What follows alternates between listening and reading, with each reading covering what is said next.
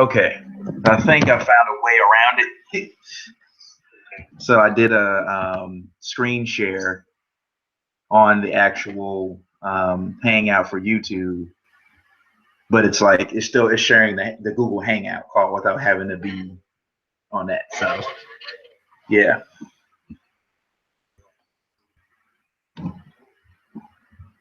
All right, all right. So I took my video off just because it was like kind of it was slow on the other one. So I'll just let's see here.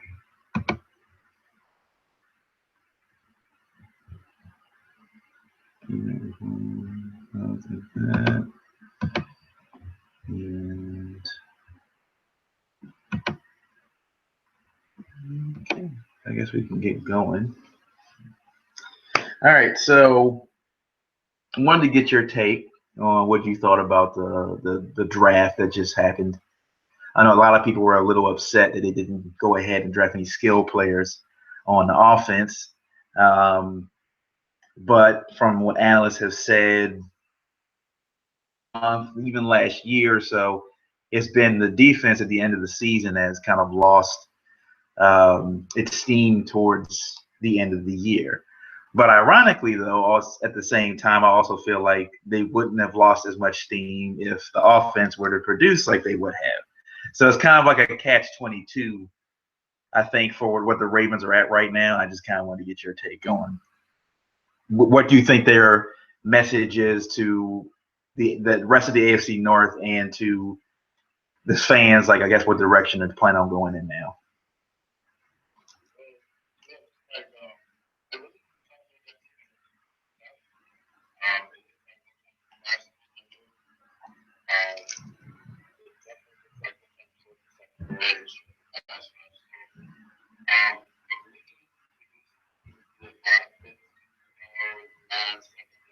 As of right now.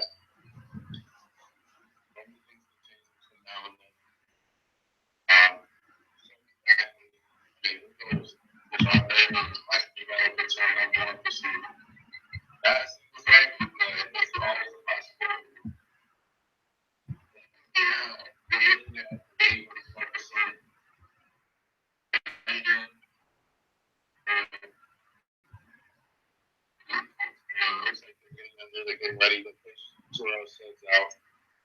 So I expect they have a big Okay. Marlon Humphrey. A lot of people, especially the analysts, have come out and said that they feel like it's even the NFL grade on him was like they said he was Jimmy Smith. And a lot of people have had their issues with Jimmy for this, I guess, getting beat deep, but he is a physical cornerback, and I think they said with Marlon they said with him he has a better shot of becoming his ceiling is a lot higher than Jimmy, only because they said of his pedigree, his dad played in the NFL, and they said his IQ, his football IQ was like next to none. He knows the game, he knows it well. And they said he has a lot of physical attributes to get things done. He just needs to be coached up a bit. I think the problem I think we have in the NFL now, especially as fans, is that we expect these guys coming out of college who haven't played a game in the NFL to come out and automatically be superstars, and that's never the case. And then we also, you see guys like Antonio Brown, who 4 or 5 years ago went in the 6th round of the draft, and here he is probably one of the best receivers in the game. So I tell people all the time when you look at the draft, just being picked in the 1st round, you see guys reach it sometimes. You'll see it plenty of times where analysts will come back and say that guy was more of a 3rd round pick, but they didn't want to wait around for him, so they drafted him a round higher than what he should have been. And so we put these labels on guys expecting them to do something that maybe they're not expected to. But I think with Marlon, I think with the one thing we can count on with the Ravens is they know how to draft defensive guys. They know how to find them in every round, and they needed another solid corner. While Tavon Young is good, I do believe that he's more of a nickel guy. He's not big enough, I think, to handle the more outside guys, especially when you're talking about A.J. Green. And you're looking at Juju Smith now going to the Steelers. He's going to be a big wide receiver. Matarius Bryant's coming back. So I just think he will be a lot better handling the more of the slot guys. Was definitely serviceable. Don't get me wrong on the outside, but when it comes to the outside, they need to have that guy that can press at the line and try to at least hold it up for a bit to get those pass rushers to the quarterback.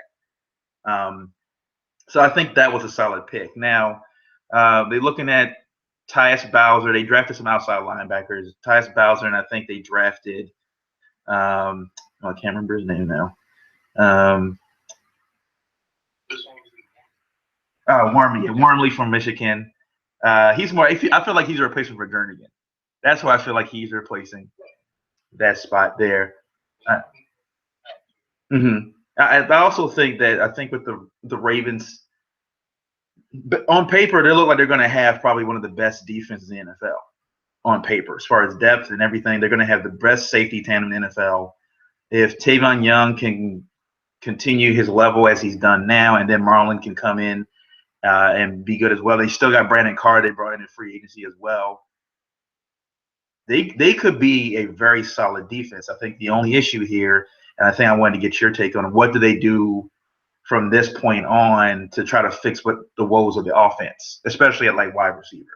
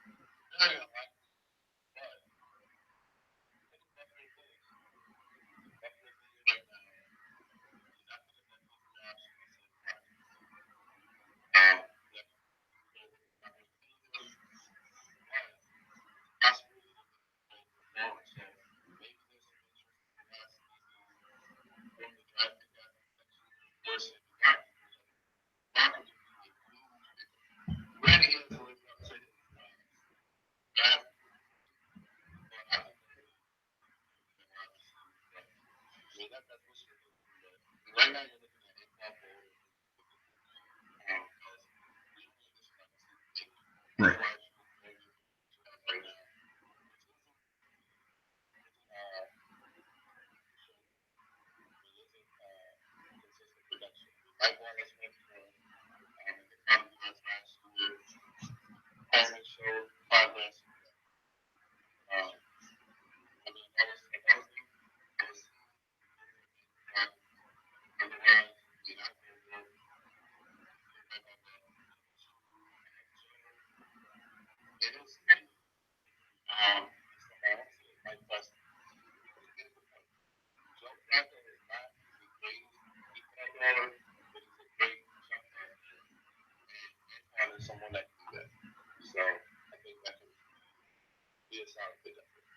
Yeah, I totally agree with you there. And I think the thing is with Anquan, I know he's not fast like he used to be. And I think with him, he has the issue of will he be able to get separation now because he doesn't have that speed like he used to? And I think the question is, Victor Cruz had his injuries. But since you already have Chris Moore, you already got Mike Wallace, you got Bashard Perryman, do you need somebody else that can stretch the field, or you need more somebody that's underneath? And I think that's where Bolden would kind of fit in. He wouldn't necessarily run the 30, 40-yard route. He would run that 5-yard, maybe 10-yard route, stop in the middle somewhere, and just hard then Flacco could throw it to him. I also think that a lot of people forget that the tight ends that we had, they were really hurt at tight end last year. Max Williams, I think, got hurt in week 2, and then he never came back. Benjamin Watson got hurt training camp towards Achilles tendon, and that was it. So they were kind of left with Pitta, who by the grace of God, was able to not get hurt again during this season. Was able to play 16 games, but I don't think you can count on that hip of Pitta. You don't know if whenever it's going to go. Gilmore, he was battling some injuries. He was in and out, and then was it Nick Boyle got busted for, I think, PED. So they had a whole bunch of issues where they didn't really have that guy or that safety net that Flacco's used to having. I definitely think that they didn't use. I think that going into this season, I think a lot of it really has to do with, I think the underlying fact is the running game. Teams knew what the Ravens were going to do, and they knew they were throwing 40, 50 times a game. And they were like, they're not running the football. They haven't done it. They're not going to do it. And they noticed, like, in the first half, already they've only given these guys 5 carries.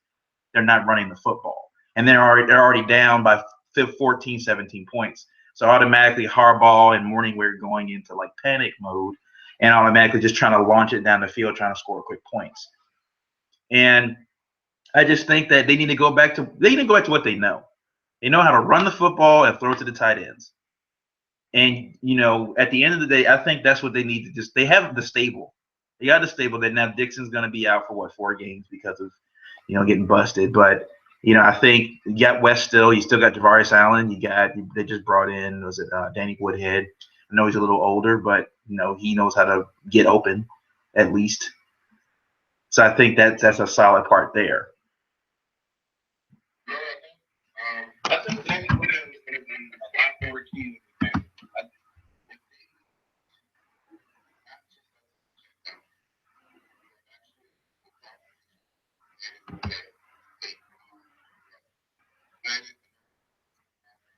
Injuries, but I think his route running ability was so underrated, and I'm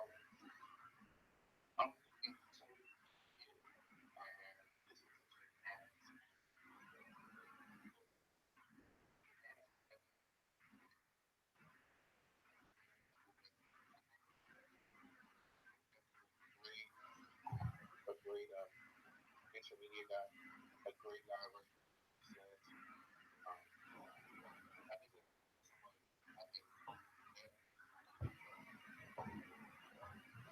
So, okay, we're going to talk about a little bit now about, I guess, Harbaugh, since he's on the hot seat. And I know now with the offense, there will be so much pressure. We saw what Steve Bisciotti said in the State of the Ravens thing after the season, basically kind of putting it on Harbaugh, saying he needs to go, not Harbaugh, but Flacco, saying he's expecting a lot more of him this season. He's a $20 million quarterback. Now that who's gone? I forgot which quarterback. It's now that Tom Brady took less money and gave it back to the team. He's now the highest paid quarterback in the NFL, pays $24 million a year. But yet, on I think the Pro Football Focus, he's ranked 25th or 26th in quarterback rating. So it's like for him, I think now going into what year was this, year 9, year 10? He needs to at this point trying to figure out where his spot is in history at this point. Now he's worried about has to be focused on his legacy now, because now you got Big Ben, you got Andy Dalton hasn't won a playoff game, but now you got the playoff wins. You look at the record; his playoff numbers are without a doubt, you can't question them at all. He's in the top 10, like all time. When you look at playoff wins of Super Bowl winning quarterbacks, he's up there with Joe Montana. He's up there with Bart Starr. I mean, he's Johnny Unitas even. They say, I think even with if he gets a few more wins, more than Ben Roethlisberger, he'll pass him in playoffs. But regular season, it just seems like he doesn't get it done. And I think we're, as Ravens fans, we bite our nails so much each week. Like, can Flacco just be consistent enough? And I'm not saying throw for 450 yards a game and 4 touchdowns, but maybe 280 and 2 touchdowns, 320 and 3 touchdowns, just to be a little bit more consistent. And I think that. I know he had the best stats of his career last year. He threw over 4,000 yards, but they still missed the playoffs. And I think, at the end of the day, when Ray passed that baton to him after the Super Bowl, telling him, it's your team now. He even said that during the playoff, that last run that Ray had. This is your team now. I'm just kind of here to facilitate things. But now since that Flacco era has now officially been here for like 3-4 years now, it hasn't looked good. And I just wonder where Steve Bisciotti is, where his I guess fuse is at with Harbaugh and Flacco.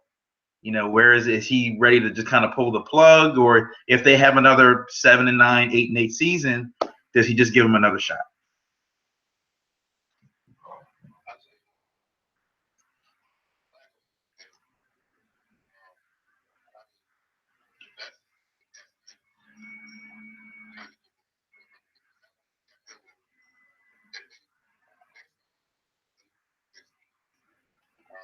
Unless you want to have a high paid quarterback on the bench. So it would be hard about it. Wanted to go one through series. One more through series besides he put it on himself and he needs to step up. But I think he brings us when it comes to play. Yes, it's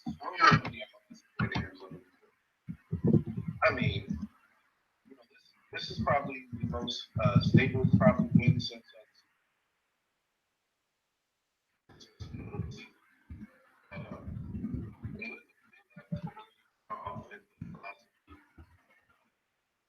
and I don't know if you've ever really played with Joe's strength. I mean, Joe is not slow kind of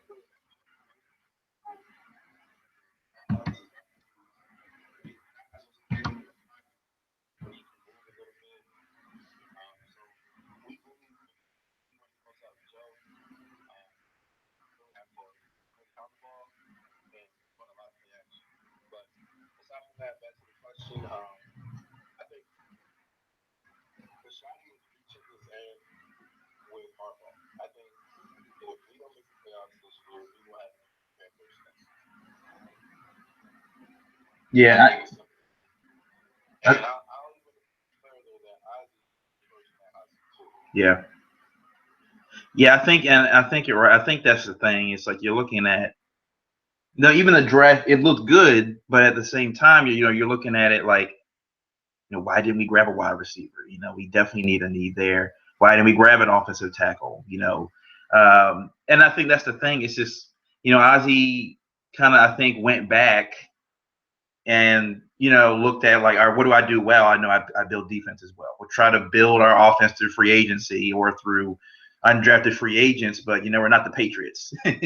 You don't have Tom Brady back there or Bill Belichick that can, get some guy from Walmart and put him out there and make him an Super Bowl MVP. Because I mean, everybody like last year, who the hell was Chris Hogan? Where did he come from?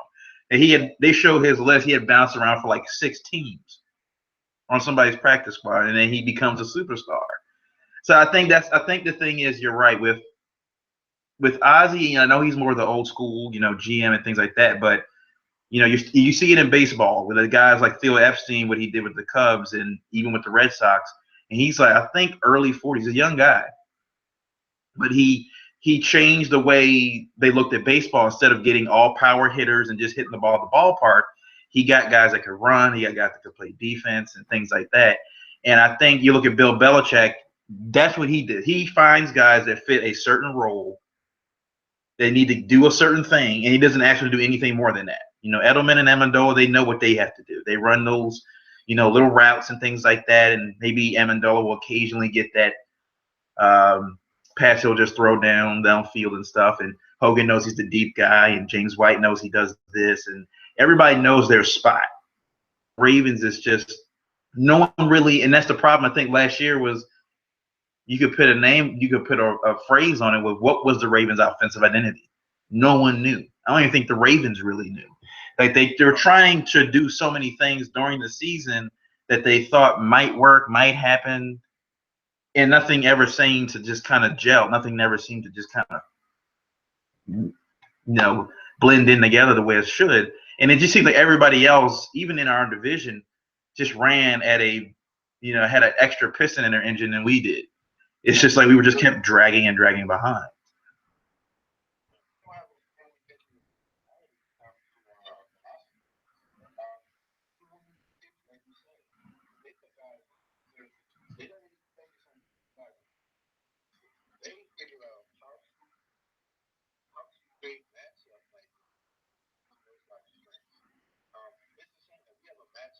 Yeah, and Darren Waller, Yeah. and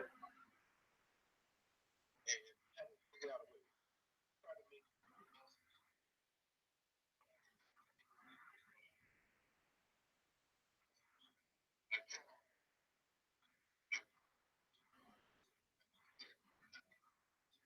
issue with our offensive coordinators over the past 3 years.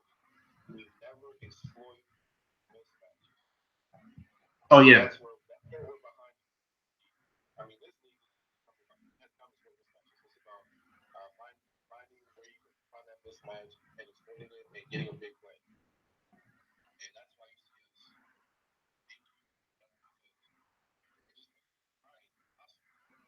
Right, and I thought, and, I think that also you said that goes to like what you said about, it's I try not to now try to use the offensive coordinator thing like you said that he's had what 4 or 5 now in his since he's been there, and I think at some point we got to put some blame on Flacco too. I think now he's been in the league, he's seen everything. He's seen it all. You play the Steelers twice a year, maybe three, depending on the playoffs. So he's seen it all. It's not like he hasn't seen this stuff before. And I think the thing is with Flacco, you would think it maybe at this point he would have learned some things. And it's like constantly you look at the game and you'll see why is he calling an audible here? Why is he looking like, hey, this guy's matched up on this guy, let me move him. Let me see let's see if they're playing zone. Let me see if they're playing man. Brady will do that all the time. He'll get there at the line, not really huddle. He'll get up there. And much as I hate Brady, but he knows what he's doing. He gets up there, runs guys around, see what they're playing, see if they're playing zone, see if they bite on certain things. And he knows exactly where he's going. 3 seconds, bam, ball's out of his hand, and the guy's got the ball first down or runs for a touchdown. And it's just, yeah, I think it feels like they've been trying to find, and I don't know what going the inner workings are with the coordinators and everything else like that, but they're trying to find the best way to make Flacco the best quarterback he can be. I just don't know if Flacco has the same kind of mindset. It's like, I feel like Flacco's that kind of quarterback where he kind of just brings his lunch pail to work, and that's about it. He just goes to work. He knows what he does. He can throw the deep ball and things like that. But I don't know how much he actually spends time honing his skills and getting better. Like I don't know how much film he reads. Like we knew about Ed Reed and Ray Lewis and those guys. Like there were stories about Ray having film parties at his house where they watched film. Like even after they left the facility, and he would just call Ed and call Suggs and call all the defensive captains like, hey, we're watching film at my house tonight for 2.5 hours or whatever. And they would have popcorn or food and stuff. But they sit there and watch a game because they love the game. And I think Flacco has to ask himself this question at this point in his career. How much do you love this game? Because if he doesn't really love it at this point, and he's got the money, if you don't love it, just kind of step away. Because if anything, if they continue down this road, like another 3 seasons, and they go 8-8, 7-9, 6-10, whatever, and it just seems like we looked at those years. I mean, with Ray Lewis on defense, how many years did they waste of that Ravens defense? Like with Kyle Bowler and Elvis Gerback and all those other quarterbacks they had until they got to Flacco. You're looking like how many championships could that team have won with the defense they had for over a decade? And I think we're at that moment now where the Ravens have built their defense back up again. The offense is still stagnant, and we're looking at a team in an offensive league now. This is 2000. That stuff worked.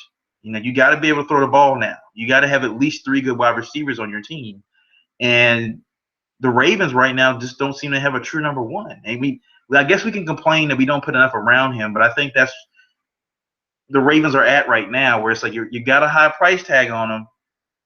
You had to pay him because he won a Super Bowl, but at the same time, it's like, well, we can't pay anybody else. You can't bring in anybody else because you don't have the cap space.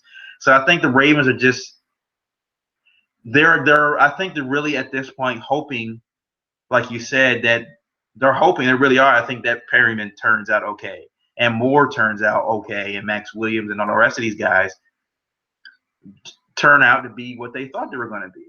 But I think a lot of it has to do with the injury bug too. The guy's been hurt when Perryman missed his first year. From some, we still really don't know what happened with his knee. They had some issues, but still not sure exactly what happened there. And then Max Williams has been in and out of the locker room because of his injuries the last 2 years. And I like Max Williams coming out of the draft. I saw him playing in the Big Ten in Minnesota. He's a big receiver. He's like 6. He's like another Rob Gronkowski. But I just think between the injury bug and between them just not getting enough talent, I think at the right positions, it just seems like this team is just they're not bad. They're just not that level. They're going to be a Super Bowl team. Yeah.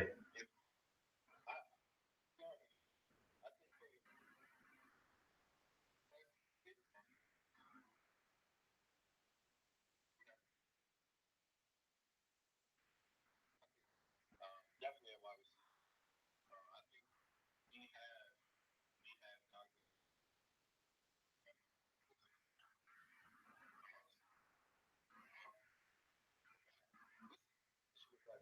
and I'm a big Flacco supporter. I believe like because the first decision that we've had in a long time. So Flacco ruins in such a simple way. Um, I remember I was reading that the reason you don't argue that everybody's playing. And you call and that's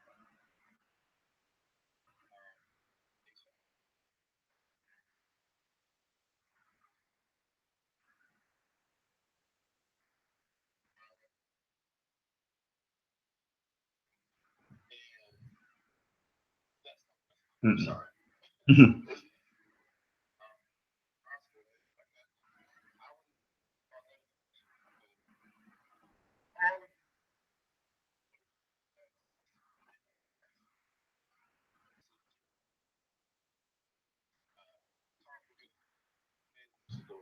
I think he like all of these quarterbacks, these wide receivers, it ain't working the offseason.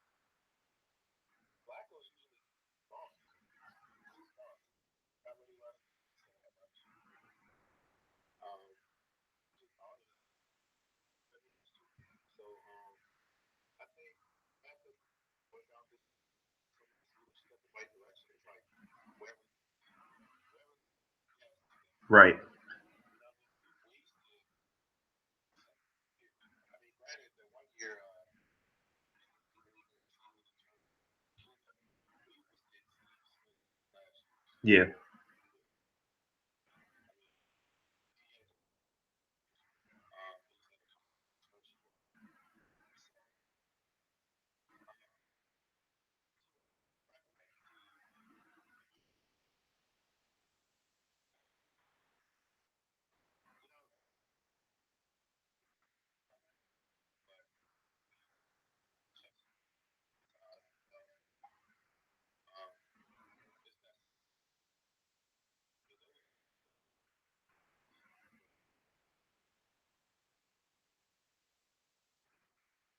that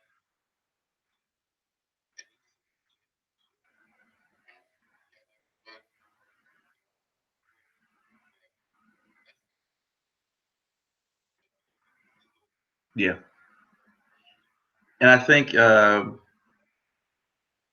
guess the next question I wanted to ask is like now, I mean, with the draft over and everything, and most of the free agency pretty much done, guys getting ready, going to mini camps and all that other stuff. Ravens having a shot to win the division this year with the team that they have on paper right now. No one gets hurt. Basically, they have everybody for 16 games. Do you see this team being a division champ at all this year? I think it's possible because of the NFC North. I think I don't think the Browns going anywhere. I think since I think Andy Dalton is really regressing. Um, I think he is really, and I think the loss on the offensive line hurt. I think that they lost three players, three Yeah, starters. I think they lost their right tackle or guard and the center. I think. So yeah, they're So decimated. and last year. So Right.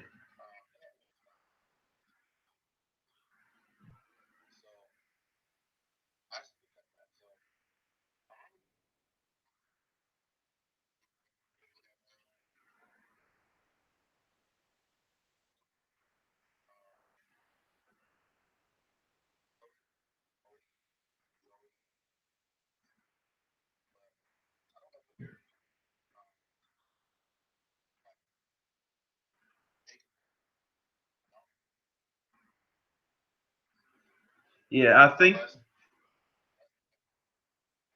right. likewise. And I think the way they drafted with Wormley and Bowser and Ryan, not Ryan, Tim Williams and those guys, um, it sounded like to me they drafted to stop Le'Veon Bell. I think that's really what they did there. I think they realized like we'll let Antonio Brown do his thing, and if Jimmy and Marlon and them can stay healthy, we'll be good. Because at the end of the day, I think Martavius Bryant and with Hayward Bay and the other guys they have, they're like one trick ponies. They know what they're doing. They're not going to be turn the game around. But if you can't, it's one of those things where if you shut down Le'Veon Bell, you give yourself a good chance to win those football games. And I feel like that's what the Ravens did there with trying to beef up that defensive line there. They kept Brandon Williams. You got Worley now. You still got Kafusi, and you're bringing in Tim Williams and Bowser, some edge rushers. So uh, I think with the Ravens, like you said, I think that the Bengals have missed their shot. They had what 4 good years where they made the playoffs and had good records, and they won the division I think twice. But I think that ship has sailed. I think that's done. Um, I think Andy Dalton becomes the quarterback we expected him to be now. Like he's just going to kind of become an average guy. Um, AJ Green is probably not going to stay there much longer. Um, and I think this is more as a two-team race at this point. The Browns are still developing, and even though they got all those picks, you still don't know how they're going to turn out because it's the Browns. Like they just seem to be destined to just fail. Like it's from the top down. So yeah, I think the Ravens, the way they built it, it seems like to me that even though Bishotti had put a lot of pressure on Flacco to become a better quarterback, it sounds like to me that, like you said, I think they're just doing these grinded out games. I think you're not going to see a lot of points for the Ravens offensively. You're going to see these 14, maybe 21-point games at the Baltimore Ravens, and then trying to eke it out and make this kind of trading field position. Um, where Flacco may have to make, a play at the end of the game or something like that to get. But I think they're going to try to take the ball out of his hands. I don't see him throwing 40, 50 times this season. We've seen that. I think the stats are out on Flacco that anytime he throws the ball more than 35 times, his QB rating drops dramatically. When he throws the ball that much, he's throwing interceptions, he's turning the ball over because he feels like he has to be the gunslinger and be like a Brett Favre and just throw it and launch it downfield. Problem is like you said, because he doesn't have the rapport with his receivers, he doesn't know where the hell they are. And I think a lot of, and we saw, I think last year I was, watching with my friends and stuff, me and my dad, and we would look at it now. The defenses have caught on to the check down. They're leaving like a guy down there now, just waiting for that running back to come out of the backfield, and Flacco just dumping it off to him. They're waiting for it now. When he was doing it with Ray Rice, he was getting away with it. Ray Rice would get 20 yards and 15, 30 yards. Now they're not getting away with that anymore. And they have to, like you said, this is a point now where Flacco's going to have to evolve his game. He's going to have to be a little bit more cerebral out there on the line, and maybe not spend so much time in the huddle. Get to the line. You have a basic formation. Go out there and just like, all right, start looking around, see what guys are doing. Where's the safety plan? It kind of goes back to me like I think it was his rookie year or his second year, and it was that playoff game against the Steelers in the AFC Championship game, and Troy Polamalu lines up right on the line of scrimmage. Flacco doesn't even see him, doesn't even point him out. He comes through the line. He just comes around and just sacks him, strips the ball, returns it for a touchdown. Game over. I'm just like, and we gave an excuse then because he's still young, but now it's like we still see the same mistakes now. Yeah, we're seeing the same mistakes we saw in year one and year two, and it's just like I think it's just frustrating. Where I was a huge Flacco supporter. I was constantly defending Flacco with other Ravens fans. Like, look, man, it's the coordinators, it's this, it's that. I'm getting to the point now where I'm running out of rope with him. And I know we got him, like I said, that the way that cap space works, it's like the only benefit they would have would be able to try to trade him. They couldn't release him at all. That's the only thing they could possibly do to save themselves. But no one wants to take that cap hit. And I think that's the thing. It's just that they're just gonna have to work with what they got. And if not necessarily put all the weight on him, but you got a good run game. You got to they drafted an offensive line. Maybe they'll. I think they brought in Nick Mangold earlier as a free agent visit, and he got released by the Jets. But he's pretty healthy. I think they need a solid center right now. Maybe anything's better than Jeremy Zuda at this point. And I think that they're just gonna, if they can get back to running the football, I think that's key for them. Getting back to running the football, like you said, it all goes back to it baffles me sometimes too. Is like it makes me wonder, do these coaches even watch film on Flacco? Because it's like if you would think the quarterback coach, like, all right, this is what worked, this is what didn't work. Let's not do this anymore. Like they know like I said, they know he runs play action well. When they run play action, he's one of the best quarterbacks in the league. He can be one of the he does that little rollout and they fake the run and now everybody goes to that one side of the field. He can he's like a surgeon out there. But when you're asking him to sit back there for 7-8 seconds to try to find somebody, he's that first read quarterback. If that guy's not open, he immediately looks to the check down guy. He doesn't look at his second and third. It's just like they got to find out, instead of trying to make him what he isn't. They need to realize you're not going to be Phillip Rivers. You're not going to be Drew Brees. You are who you are. This is what you can do. Let's just figure out a game plan to make sure you're the best. Like I said, I think why Bill Belichick is probably, even though I hate the Patriots, will probably go down as probably the greatest head coach of all time. Because I really honestly believe it. If Tom Brady had been on anybody else's team, he wouldn't have been as good. And that's why he never left. He knows he works well at that system. He knows the system. He knows Bill Belichick's going to put him in a position and other guys' positions to play well. And we've seen it plenty of times that guys on the Ravens defense, if they go elsewhere, they turn to be duds elsewhere because it's the system. And I just don't think that the Ravens' offensive system they don't know what they're doing. They need to go ahead and figure it out right now in mini camp or training camp or whatever, and figure out what they need to do. What do you do best? What do you do best? And all this other stuff, and just figure that out.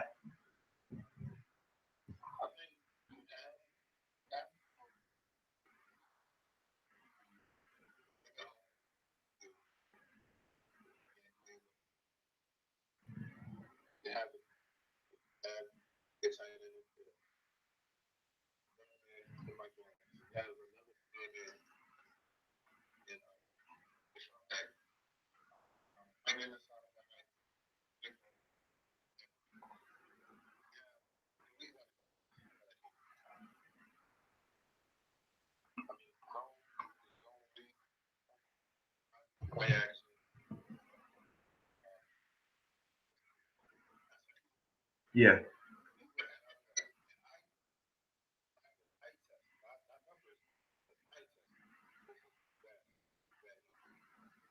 Oh yeah, most definitely. I think that because they were throwing so many things at them, they didn't know they didn't know how to block. With that zone blocking scheme that Justin Forsett was running behind, that probably one of the best when what is his name, the coach from the Broncos, Kubiak. When Kubiak was here, I mean, and it's the same line from like the year before where they were just like, I don't know, they're not that good. He took the same exact line. I don't think anything changed. And he turned them into like the best running game in the NFL. They were like top three. Top three. So they, like I said, I think the pieces are there. I think that now I've heard that Harbaugh, is a little stubborn. He doesn't like taking advice. He likes doing his thing and all this. He wants to have control and all this other stuff. And yeah, and it's he did the doghouse thing where he pissed the guys on the doghouse and they don't see the field for like 3 weeks, and they can't afford that now. Harbaugh definitely can't now, because I'm pretty sure that Bisciotti is like, look, man, you got 1 year to get at least get back to the playoffs. That's all I'm asking. I'm not saying win a championship. That'd be nice, but all I'm asking is you get back to the playoffs. If you don't do that this year, you are gone. And I think that's the thing. I think for the Ravens, this is do or die. Now, I mean, I don't know. I mean, I think the Ravens won't have a problem if Harbaugh were to go to find a head coach. I mean, there's plenty of head coaches I think would want to come here. It kind of baffled me as well that Rick Dennison, who was Kubiak's quarterback coach, who followed him here to Baltimore, why they didn't offer him the offensive coordinator job. He ran the same system. That baffled. Like, why didn't you like you lost Kubiak, but you could have Dennison would have stayed as an offensive coordinator to get a better paycheck. He would have stayed. Right, and they've been consistent. They ran a zone blocking, nothing would have changed, and you would have had an offense that possibly gotten back to the Super Bowl. I remember you, like I said, remember that the New England Patriots game where they Flacco threw 4 touchdowns in that game. I mean, he was on fire. I mean, it was like the defense just gave out. But yeah, you're looking at it where it's just like there's been so much turnover on defense, especially coaching. You've seen secondary coaches leave, coordinators leave, but yet the defense is consistent. The offense, on the other hand, is just like they've had that one good year. I mean, you point to that year where Kubiak was an offensive coordinator. That was their best year, I think, in Ravens history. Every other year has been they've been low teens, high 20s. They haven't cracked the top 10 ever before Kubiak. They never cracked the top 10 overall. Maybe in the run game, but a passing game was like 25th or something like that. And it was just I don't know. It's just like you said. I think with Ozzie also is in charge of doing that as well. Trying to find the head coach and things like that. And I feel like there are more qualified guys than Harbaugh when they brought him in. And like you said, I think that as much as Flacco is tied to Harbaugh, Harbaugh is also tied to Ozzie and vice versa.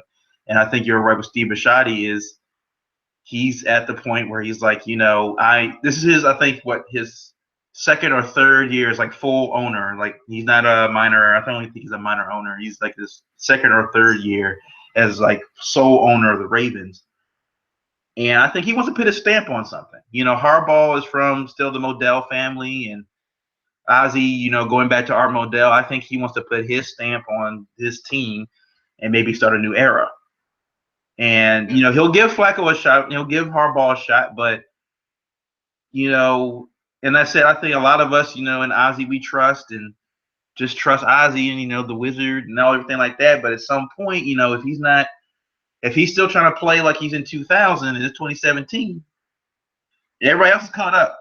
We're still lagging behind. It's just and it is frustrating. I would be happier if we were like the Browns, where we just suck.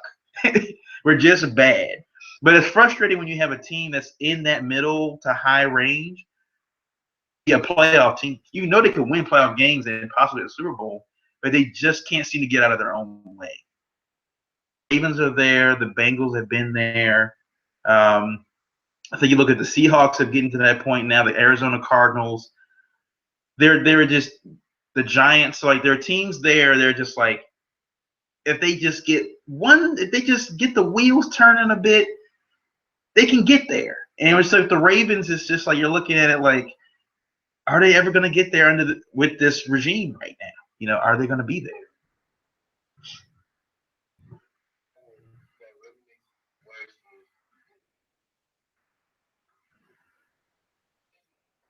Yeah. Oh yeah.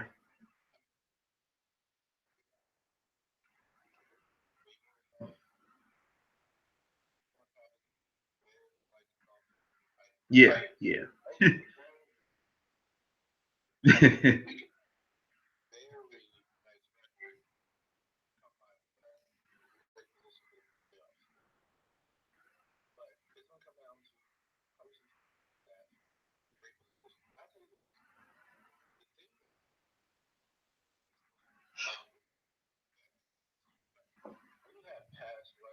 Yeah.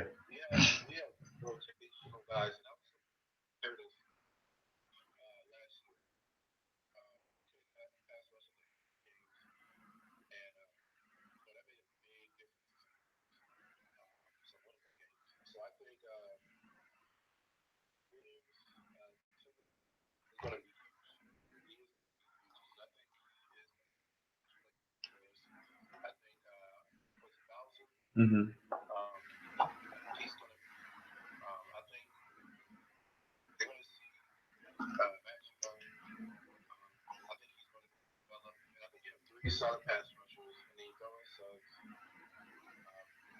I think we have some weapons to throw at quarterbacks, and I think that's the thing that's really going to help us this year. But if we don't make the playoffs with this schedule, unless these teams just make some major jumps, we have a lot of winnable games, even on the back end of our schedule. I mean, we have the Packers, but after that, you have the Texans, whose defense is, very good, but that offense is terrible, and they don't have a quarterback to win a game on their own. And then we have the Lions, who year after year they're absolutely amazing team. And then last week you have the Browns, the Colts, and the Bengals. Um, I'm trying to see the schedule. If we don't make the playoffs this year, I don't. There's no way I can put my money on it. There's just no way. My picker right now is the Packers because of the schedule. So what you got, man? You're right. Looking at the schedule, they should go 12-4. What I'm looking at, I mean, I'll just take away, one game from the Bengals, Steelers game. I think we play the Packers at their house at Lambeau Field, and then I think the Raiders game. So you're right. I think if they don't finish 12-4, like that, yeah. I mean, especially you look at the Colts. You wonder if Andrew Luck can even hold up now at this point. Um, Yeah. and then they got the whole issue with their front office and things like that. They got some issues going on over there. The Browns, the Lions, they were what 9-7. They barely made the playoffs last year with anything. The Texans, they're that wild card team. I think their defense is really good. The only thing is that what does Deshaun Watson do? What does he do there? I don't know. They said he's going to compete with Tom Savage, but we'll see. Um, right, and I think we're a rookie quarterback, and you got a guy like Suggs, and that if the defense is hitting their stride at that point in the season, Watson, he doesn't want to see a Ravens defense like that. He doesn't want to see those kind of guys. Like he's never saw that in college. But you're right. I think with the schedule, they have the fourth easiest schedule this season, and usually like for the last 3 years, they've had some of the hardest schedules in the last 3 years. So they actually lucked out this year with an easy schedule. And you're right. If they go this year, and you look at that schedule, I mean, look at what that stretch last year where they played the Jets, the Giants, it was somebody else. And I think they went 1-2.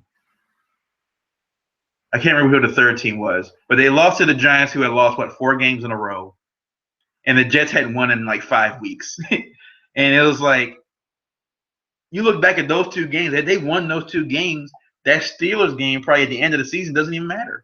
They already make the playoffs then. And I just think the thing is for I just looking at the Ravens, it's you really just don't know. A lot of times you can have some kind of hope going into the season, like what are they going to do, how are they going to act, and how they're going to respond. I think as Ravens fans, we just don't know. I think this year we just kind of got to go with the flow and just hope they play well because we really just don't know. And like you said, that offense is a real wild card right now. The defense, I think we can expect to be really good, but that offense, we just don't know. Even with the talent that we have, it's like you don't have a true number one. You hope that there's a lot of hope on that offense right now. You hope Perriman can be that number one. You hope Chris Moore can be a solid, maybe number 3 guy. You hope Pitta stays healthy and tight ends show up, and you hope the running game gets there. But we don't know, I guess, until we see it. We just don't know with the Ravens, and I'm just hoping that it's not banking on the defense just scoring all the points. I just hope that's not the case because they're going to need games. The NFL league today, you're going to need to put up points. It's like the NBA today. The NBA, you could go ahead. I think back in the day, you rarely saw teams crack 100 ever in a regular season. It'd be 85 to 84. Now they're scoring 130 to 110, And you can't play that kind of game anymore because the rules have changed. And I think with the rules on the defense, against the defense, and all this other stuff, you can't hit people, you can't touch them downfield, and all this other stuff, you got to be able to put up points. And if you're not putting up, if you're playing the Browns and I remember that game last season. I was I was in London, and I was like watching the game against the Browns. And I was like, why are they losing 25-0 against the Browns? What the hell is going on? How can you not put up points against the Browns? And eventually they won the game. But I'm like, this is ridiculous. They should be going in and beating the snot out of these guys. And I think that's what frustrates me as much as it does every other Ravens fan, is that you go into a lot of these games where they should beat the crap out of some of these teams, and they drag it out. It's going to the fourth quarter. I kick a field goal to win it. But you see the Patriots go in, they play the Jaguars, and they beat them by 25 points. They go in. I think it's a mindset where the Ravens just don't have it, where they had it before with the defense, but now it's just like, it baffles them out. Like, do these guys get up for these football games? You only play 16 of them in the regular season. It's like, it shouldn't be that hard to get up for a football game. It's just like you go into these games where it's just like, even when we play the Bears and play the Browns and the Titans, it's like those are losable games. We've seen the Ravens do it before. So I think hoping that the Ravens have been historically that team where if they get to the playoffs, watch out. If they get there, watch out. And I think as a Ravens fan, I'm just sick of that being the mantra for the Ravens. I don't want to be if they make the playoffs. We know they can make the playoffs. And I would love them to be that team when they start the season off. What are your championship caliber teams? And they always list the Cowboys, they list the Patriots, the Broncos, the Steelers, the Packers. Ravens are nowhere to be found. But if the Ravens get in the playoffs, they have a shot. But I just like them to be like, if they look at this team has it together. This team is a force to be reckoned with. Don't take these guys lightly. And I feel like they go into a lot of these trap games where they just take these teams lightly. These other teams don't. They go in to play a game, and the Ravens are just like, oh, we should be able to handle them. But I just feel like Harbaugh, while he's a great motivator, while he says the right things, I think when it comes to game day decisions, I just don't think he has it all together. I don't think he has the X's and O's. Yeah.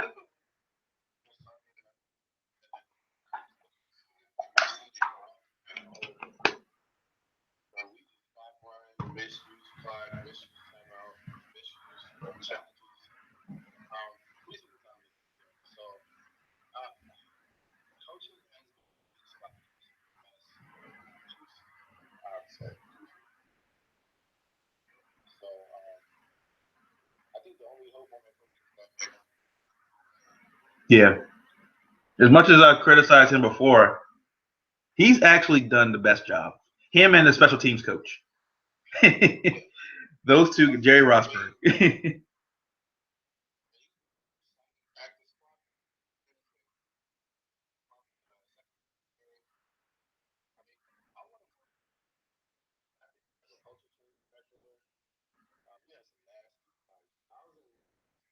Yeah, yeah.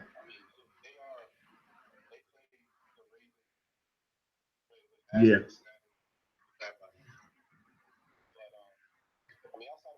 I think that's been what when Harbaugh first came, he had that mentality, and it wasn't because of Harbaugh. He had a nasty mentality.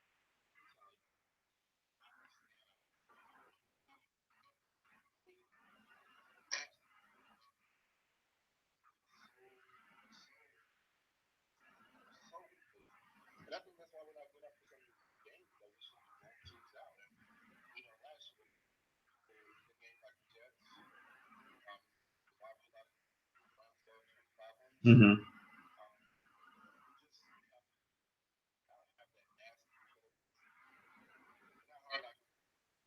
Right. Yeah, right. And I think that's the thing. I think you like I saw I use an analogy of the NBA again. When you look at guys like why, while even though LeBron, is a champion and everything like that, why a lot of people don't put him in the same breath with Jordan and Kobe is because Jordan and Kobe were killers. Those guys, when they went on the court, they went out to win games, and it was like LeBron, because of his size and his athletic ability, is able to, just out dominate a lot of the regular guys. But, Kobe and Jordan, they were the average height, average weight, imposing. But when it came to winning time, you never questioned who was leading this team towards the end, towards the finish line. And right, I think that's where they're lacking that leadership. I think they got it on defense with Weddle, and you got Jefferson now back there. You got Suggs. And they said you got the young guys in Bowser. You got Brandon Williams. But on offense, it's like lacking. You don't have that coordinator. You don't have the coach or the quarterback. But here's what it is. I wanted to, I guess, end with a thing going on now. I think LeVar Ball put out his shoe today. He put out his shoe, and I heard it on the radio on the way home. And he's for everyone who doesn't know, he decided that he was going to take not he wanted to get his shoe or his brand licensed by one of the big three, Nike, Adidas, or Under Armour, and they said no. And he decided, all right, I'm just going to do it myself. And he decided that he was now going to charge $495 for this tennis shoe for his son. I know that cost $495. Even the ones that get released on the weekends, at max you may pay 260, 270. And apparently they said, I was listening to the Bomani Jones, and he said if you go to the website, in order to get on the website, you got to give your credit card information to get on the website to buy the shoe. I wanted to take. There's been a lot of talk about how I think this is a more of a for Black fathers in general, because I like what he's doing. He's very involved in his son's lives. You see, he's very involved. Takes pride in what his sons do. But I think the question is, do you think that he going too far with what he's doing? I know he wants to build a brand and everything, but is he taking it just kind of beyond his realm, like what he should be doing at this stage?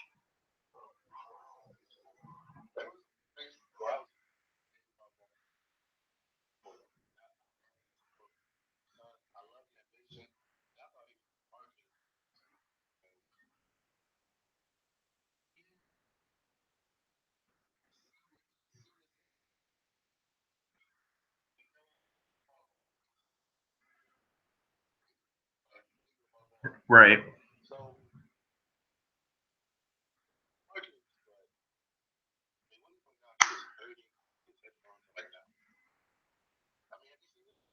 Yeah, I saw it. They said it looks a lot like the Kobe's. They said they did. Yeah.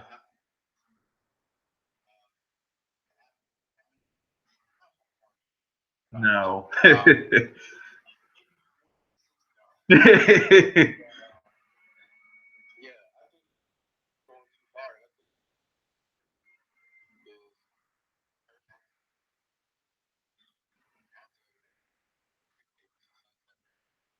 Right.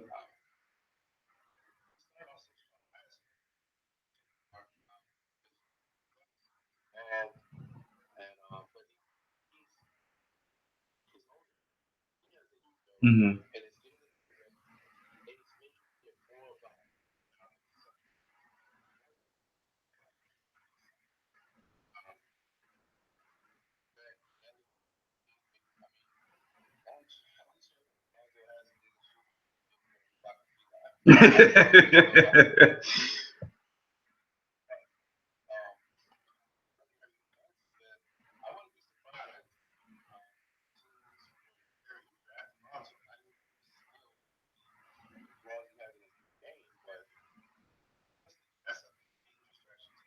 Yeah.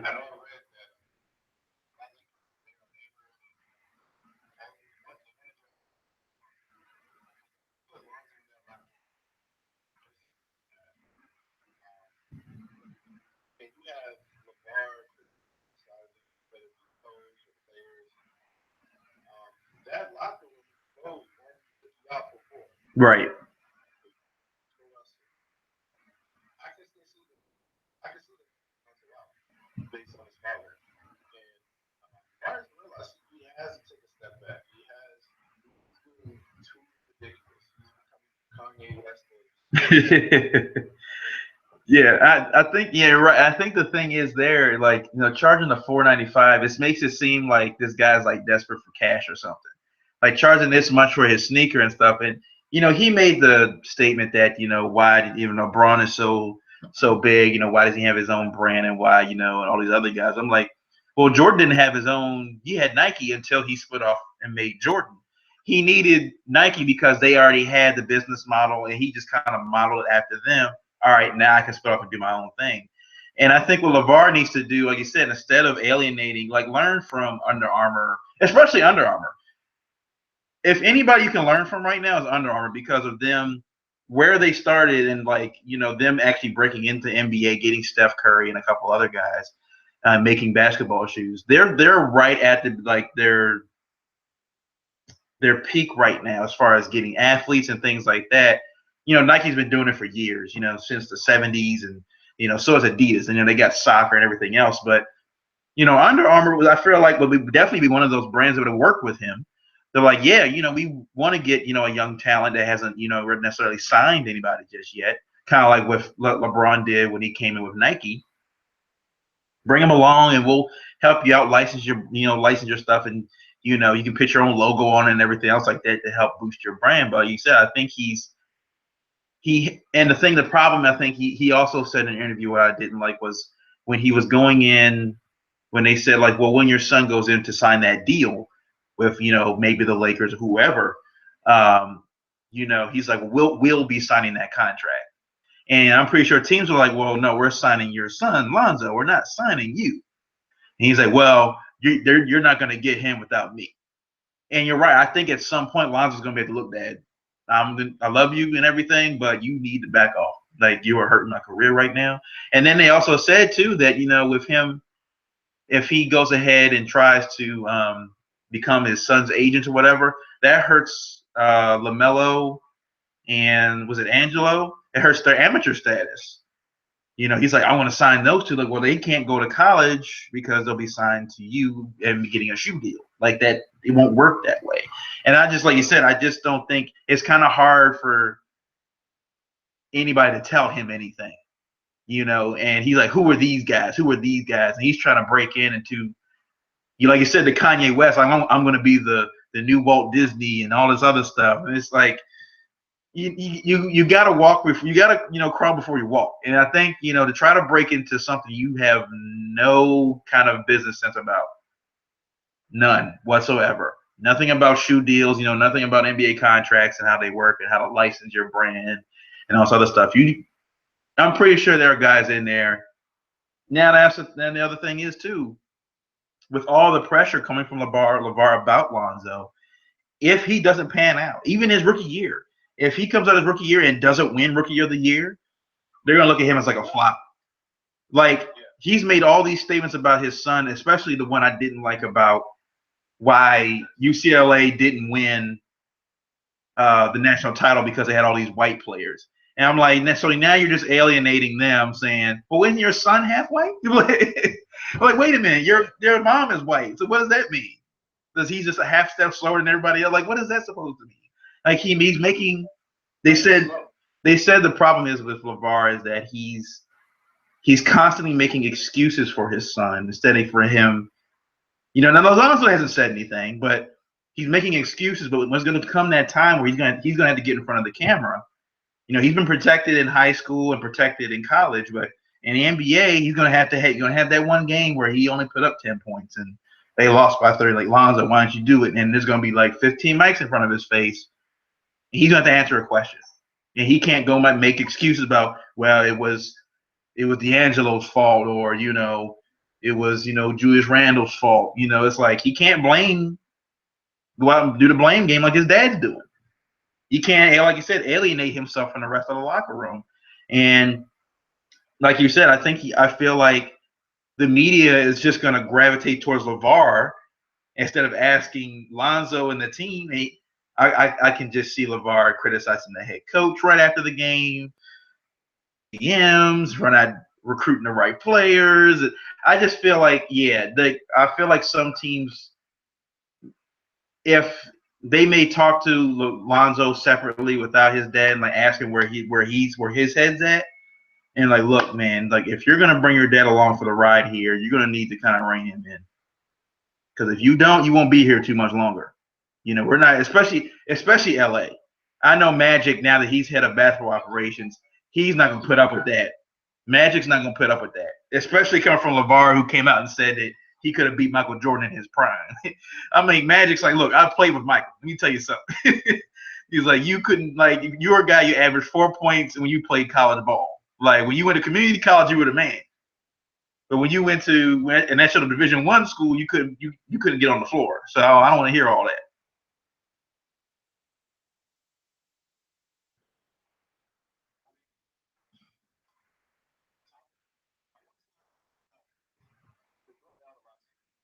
Yeah.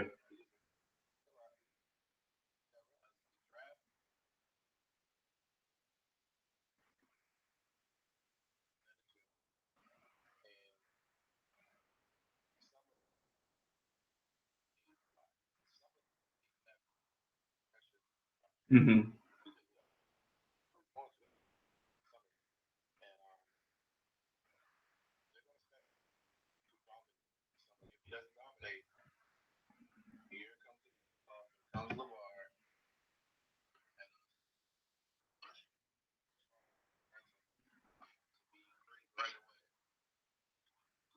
Right. Yeah. I think that's the thing. Where like I said, we've seen like Jordan's dad, and we've seen Tiger's dad. They've definitely been very supportive of their kids, but they usually stay back. They didn't, let if they had professional coaches or whatever like that, they let them do their thing. I just feel like LeVar, it just now is starting to seem like he has that what could have been with him when he was in school, and he never made it that far, and now he's just trying to, I guess, latch onto their coattails and kind of make it, but it could end up being, another 30 for 30. One of those ESPN things where it's just like, what if I told you that, one of the best, potentially one of the best basketball families ended up being like a flop, and it's just like, and people are already putting it on Twitter and stuff, like what the 30 or 30 for title was going to be called ballless and all this other stuff. It's just like people are just already kind of like anticipating the downfall, which is sad because, you know, I hope that Lonzo ends up. I hope he ends up being a great player. He seemed like he was in college, and you just hope that he turns out to be, what we think he is. It's just I would hope that it turns out, his dad just realizes that maybe he's, going somewhere he shouldn't be going. He just kind of takes a step back, and things go that way, and then lets his son be great. Instead of him trying to just, you know, take over, like you said, the spotlight from his son, and then his son just kind of loses it and all this other stuff. So, but anyway, want to end the video now, and thank you like to thank you for having being on. We do this again. I'm pretty sure we'll have something to talk about once the NBA draft pops up. Sport wise, it's kind of dead right now. I mean, baseball's going on, but I'll hit you back up at some point. Once something pops up, NFL wise or whatever. Definitely for training camp, so we can kind of see what's going on. Hopefully, Ozzie's made some moves by then. So, yeah. All right, man. I will talk to you later. And for those who are watching, I'd like to thank you for watching. And I'll see you guys later. Yes.